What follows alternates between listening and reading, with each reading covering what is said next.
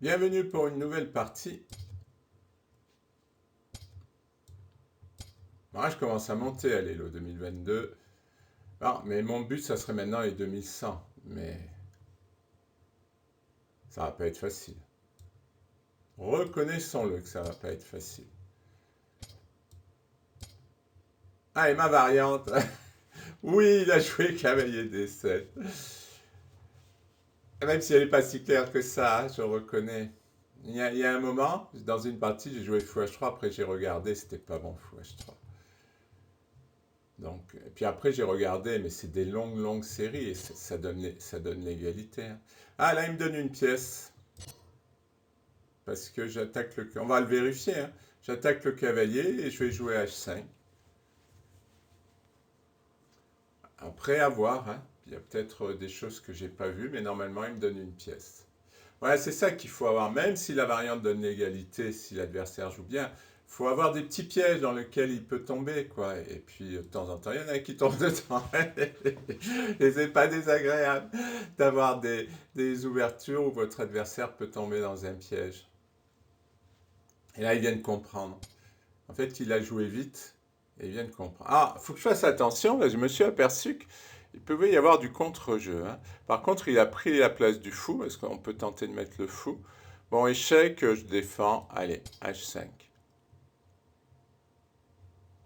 Et là, il abandonne. Et il me donne des points hello. Non, je crois qu'il va s'accrocher. Il va essayer de jouer avec une pièce de moins.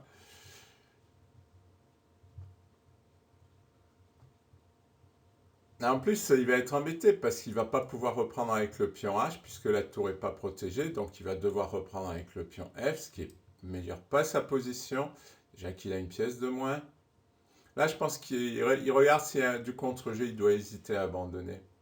Moi, j'aurais tendance à abandonner. Bon, si on regarde mes parties, il y a plein de parties que je retourne avec une pièce de moins ou que je gagne pas avec une pièce de moins. Donc, ça peut jouer. Est-ce qu'il va avoir du contre-jeu dans cette position? Je suis pas sûr là. Bon, j'ai l'aile roi qui est dévastée, il peut attaquer sur l'aile dame, mais je suis pas sûr qu'il obtienne quoi que ce soit. D'ailleurs, bon, il réfléchit, c'est. Ouais, mais j'en ai assez des systèmes de Londres. Mes systèmes de Londres, quand je gagne, ben, ça dure pas plus de 4 minutes, quoi. Ça, c'est vraiment expéditif en règle générale. Il faut toujours que je fasse une autre partie derrière, avec le risque de faire des horreurs. Ah, il m'en donne une deuxième. Ah oui, parce qu'il veut jouer fou E4. Ouais, il a raison, il essaie de jouer.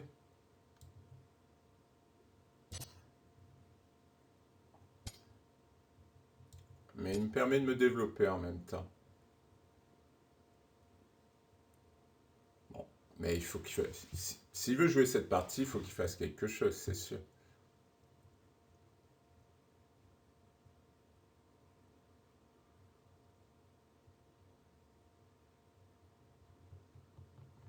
Ouais, je sais plus, j'étais en train de dire quelque chose et j'ai déjà oublié. Ah oui, je disais que mes systèmes de Londres ne duraient pas assez longtemps pour mes vidéos et que c'était. Là, il me permet d'échanger et que c'était un problème.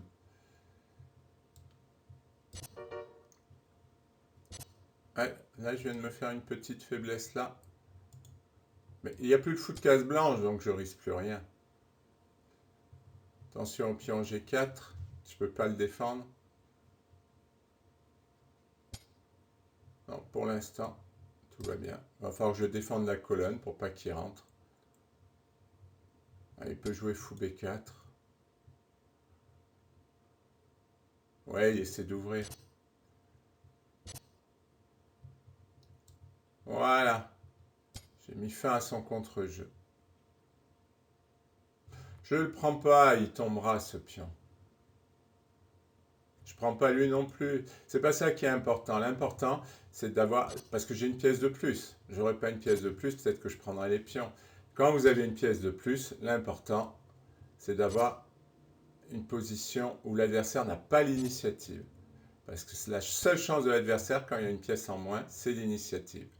Et donc s'il ne l'a pas, vous voyez là, je vais rentrer en D7, c'est moi qui ai l'initiative. Je vais mettre le fou en E5 et c'est fini.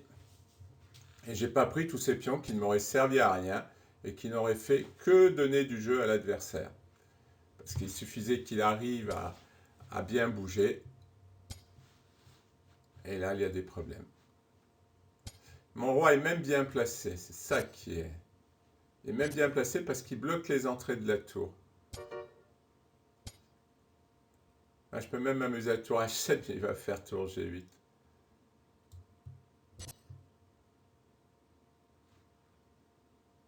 Et oui, le fou est super bien placé, ses pions ne valent rien.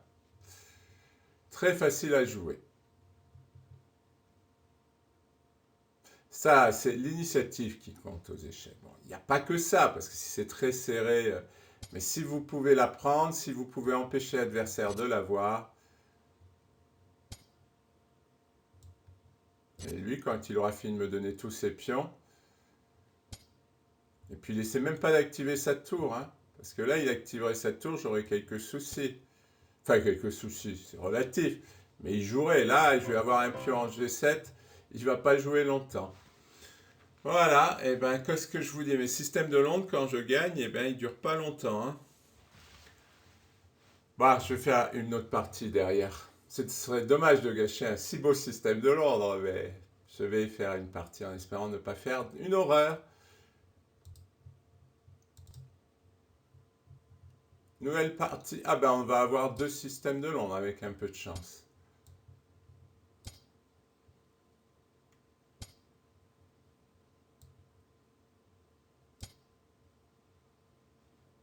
Ouais, c'est vrai que le 3, ça permet de contrôler vite cavalier H4. Ah, est-ce qu'on va avoir 2 fois la même variante? Ah, ça serait drôle. Si ça pouvait être 2 fois le même résultat, ça serait bien. Ah, c'est drôle ça. Deux à la suite, 2 fois la même variante. Et là, il a pas l'air de vouloir jouer. Parce qu'en fait, quand on joue KD7, on joue mécaniquement. Et là, il n'a pas l'air de... Parce que c'est logique KD7. Ou fou D6, c'est les 2 coups logiques. Alors fou D6, il faut qu'il se méfie parce qu'après, quand il joue KD7, j'ai des menaces de sacrifice. Bon, KD2 pour renforcer le centre, hein, en F3. Et là, le coup thématique cavalier D7. Ah non, ça marche parce que le pion défend le fou. Bon. Ah, maintenant il me pose une question. Eh oui, qu'est-ce que je fais? Eh bien, je n'hésite pas. Je joue G4. Attention s'il joue G4. Parce qu'il peut faire fou prend cavalier. Et après, il peut ramasser G4. Fou prend, pion prend fou. Fou prend, pion prend. Pion prend. Pas clair. Pas clair, je sais pas. Je sais pas. Est-ce que je prends du temps? Est-ce que je joue KF3 pour renforcer E5? Bon, j'ai décidé que j'allais arrêter de jouer spéculatif parce que je fais des horreurs en voulant jouer spéculatif. Même si sur cette variante, je me demande si la spéculation sur ce fou n'est pas la bonne variante. Mais j'ai perdu trop de points en faisant n'importe quoi.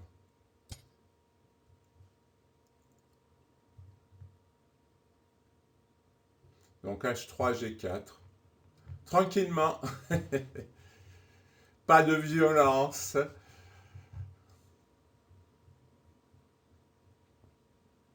Maintenant, cavalier D7 ne marche pas à cause de cavalier prend F7 qui va perdre un pion. Voilà, c'est ce genre de piège auquel il s'expose dans cette variante.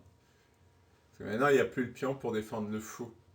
Et c'est vrai que pour chasser mon cavalier, ben maintenant, c'est pas facile, parce que souvent le plan, c'est cavalier D7 et cavalier F6. Bon, il y a aussi cavalier E4 qui fait partie des... Ah oui, il va jouer F6. Oui, c'est vrai, je peux pas tout avoir, hein. Je vais laisser E4. Bon, là, il menace F6.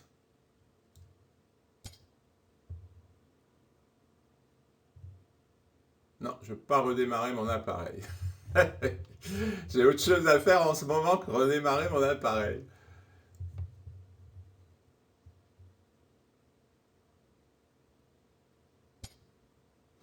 Bon, maintenant, si je joue F6, je pourrais faire cavalier prend G6. Maintenant qu'il n'y a plus de cavalier qui menace mon pion, eh ben, on va y aller. Je regarde, hein, parce qu'il pourrait y avoir des choses. Là, je gagne des temps hein, pour mon attaque, mais bon, je trouve qu'il y a beaucoup de pièces au centre pour une attaque sur le roc. Et il ne peut pas trop jouer H6 parce que je vais... Mais remarque, dans cette position, la prise, avoir des pions doublés sur le roc, c'est bien pour défendre. Donc, puis j'échangerai pas mal de pièces parce que je vais échanger ce cavalier. Je risque d'échanger le fou. Et là, après l'attaque, elle sera un peu à l'eau. Elle sera à l'eau. Pas facile, hein, il a occupé le milieu. Enfin, bon, c'est ce que j'ai dit, hein, je vais échanger beaucoup de pièces. Mais on va se laisser tenter. C'est risqué, hein.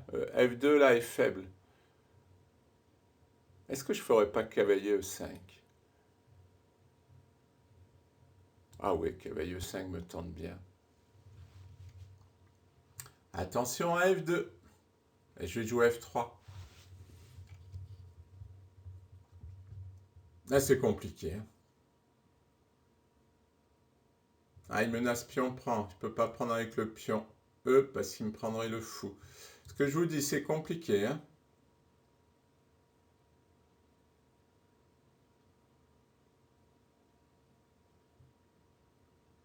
Là, il peut avoir de l'attaque. Il y a trop de pièces au centre pour mon attaque sur le roc. C'est ça qui m'embête. J'ai pas roqué.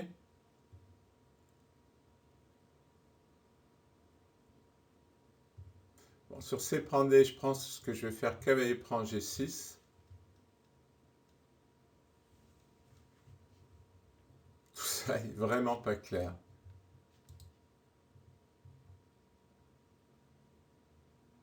J'aimerais passer au-dessus de 2030. Je suis en train de regarder mon élo au lieu de calculer. Et, et je me dis que j'aimerais passer au-dessus de 2030. C'est peut-être pas le moment d'avoir ce genre de pensée. Je ferais mieux de penser à F2.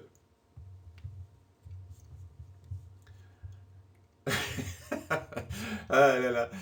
Bon, ben, je sais pas ce qu'il va faire, hein. Il y a tellement de coups. Pion prend, cavalier prend G6. Ça me paraît bien pour moi. Qu'est-ce qu'il va devoir faire? Défendre G6. J'ai peur pour F2, franchement. Il faut que je joue F3. Ouais, F3, ça m'aiderait. Ah, fou prend, je m'attendais. Ouais, remarque, c'est logique qu'il élimine. Il élimine la bête. Bon, je suis quasi obligé de prendre avec le pion.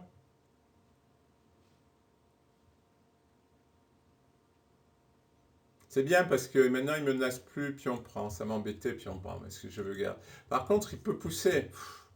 Il veut m'embêter jusqu'au bout. Non, mais le thème, c'est vraiment l'attaque de la case F2, hein. Bon, je pense qu'il l'a pas vu, le thème. Il a raison, il a des problèmes de ce côté-là. Mais moi, je crois que j'ai plus de problèmes sur F2 que lui sur G6. C'est pour ça que je vais m'amuser à éliminer ce cavalier, qui est beaucoup trop embêtant. Ma case F2. Heureusement qu'il ne peut pas me l'attaquer, ce fou, hein. Ouais, il a anticipé. Ah oui, mais si je fais ça, je protège plus G4. Mais bon, son pion en G4 n'aura pas grand avenir.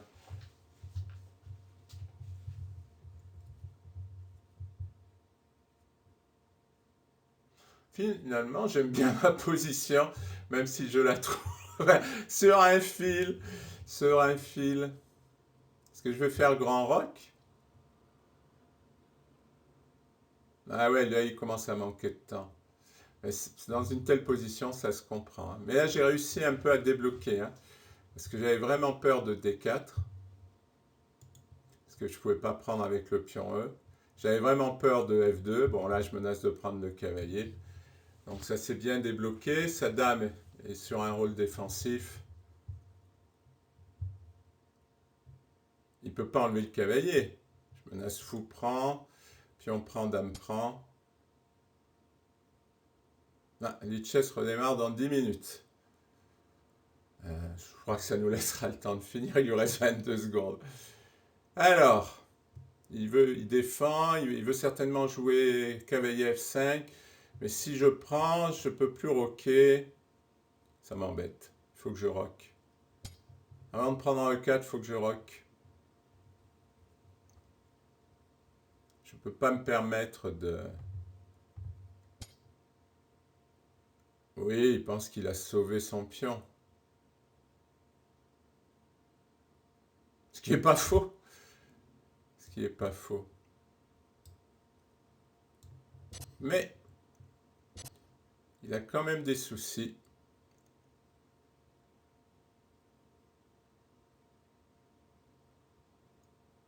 Oh, tour des 6, ça paraît fort.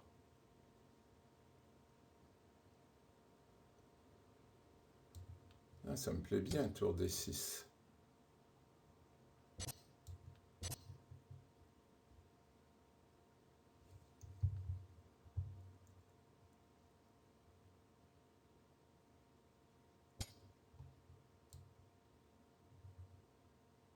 Voilà, je sauve d'abord le pion avant de prendre celui-là.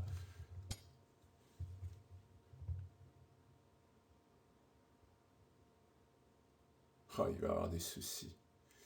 Non, je réfléchis à Dame B3, mais il va jouer C4. Donc Dame D2. Est-ce que je ne prendrais pas là avant? Je prends, il prend avec le cavalier. Je joue Dame D2, il joue cavalier F7. Non. Je tiens à mon pion. Est-ce que je ne me suis pas embourbé?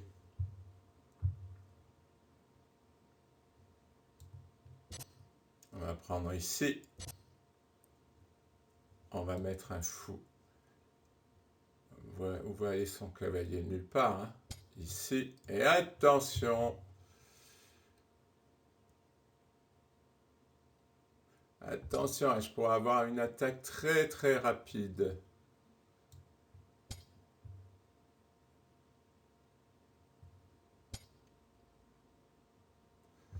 Ah non, tu pourras pas. Oh là, c'est très risqué ce que tu fais, mon ami. Alors, Dame prend, cavalier prend D6, fou prend, Dame prend. Oh non, tour prend. Ah oui, j'ai plus l'échec. Alors, Dame prend H5, cavalier prend D6. Ah, mais ça tient son truc.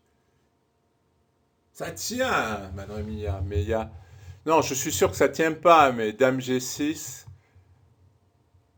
Ouais, allez, j'y vais. Ah non, parce qu'il menace mon fou. Dame G6, il prend mon fou. Ah mais non, il menace pas mon fou, je délire.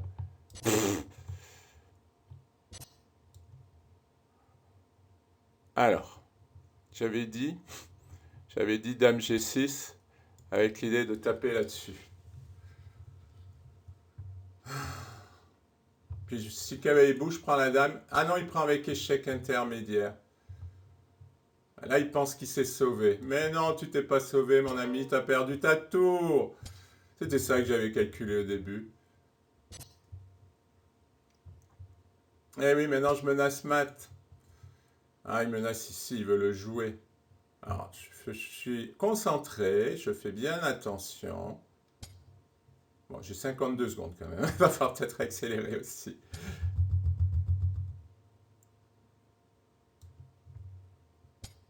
Je défends tranquillement.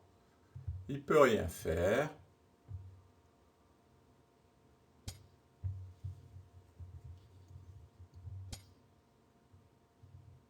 Ça ne me paraît pas très adéquat ce coup.